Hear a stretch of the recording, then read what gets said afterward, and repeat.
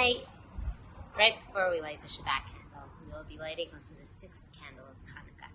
And really every year, at some point of Chanukah, we have that beautiful combination of the light of Shabbat and the light of Chanukah coming together. But that's not the only place where they unite. It's actually interesting that the main discussion about Chanukah in the Talmud appears in Masechet Shabbat, because it doesn't have its own Masechet. But when those two lights come together, there's a very clear hierarchy of what comes first. If someone has enough candles for only one of them, for only Shabbat candles or for only Chanukah candles, the halacha is that the Shabbat candles get precedent. Why is that? I think that on the most basic level, we can look at the essence of each of these candles. What is the essence of the Shabbat candles? The essence is Shalom Bayit, peace in the home. Whereas Chanukah, we light Ner Ishu Veito, each person in their family, in the entrance of the house, bringing light out, on the Ptachim, shining out in the Pirsum Nisa. On the most basic level, we understand that if we don't have Shalom Bayit, if we don't have light in the home, we cannot move forward to the next step, which is spreading light outwards into the rest of the world. But it's interesting to think of another difference between those two candles.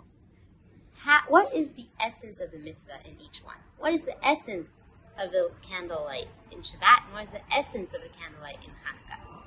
The essence of the candlelight in Shabbat is having the light. Actually, halachically, you could just turn on a light switch, say the bracha, and fulfill the mitzvah of lighting candles on Shabbat.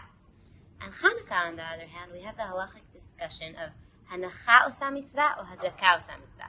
How do we fulfill this mitzvah? Is it by having the light lighting, or is it just by lighting the candles? And what's determined is that the lighting of the candles is what fulfills the mitzvah. Of course, it's preferred to turn it on again if it turns it off, but you fulfill the mitzvah of Chanukah by just lighting the candles. What lies in the difference between those two?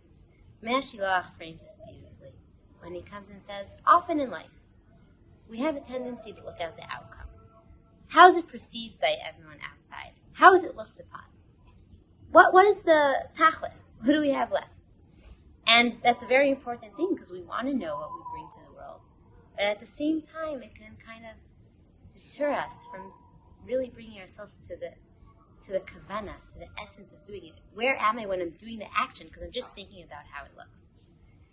When we put the focus in Chanukah on the hadlaka osa mitzvah, on the actual action, we're kind of refocusing on us, not on what is the outcome, but really where are we when we're doing that action. We have to be there in that spirit in Chanukah to fulfill that mitzvah.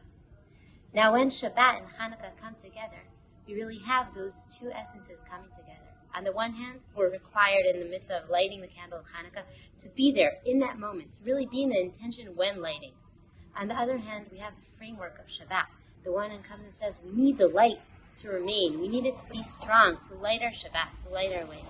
And hopefully, on this uniting of both Chanukah and Shabbat, we can bring together both that intention in the actual action in the lighting, and also the framework which will continue the light into the rest of Shabbat and into all of our lives. Chanukah Sameach and Shabbat Shalom.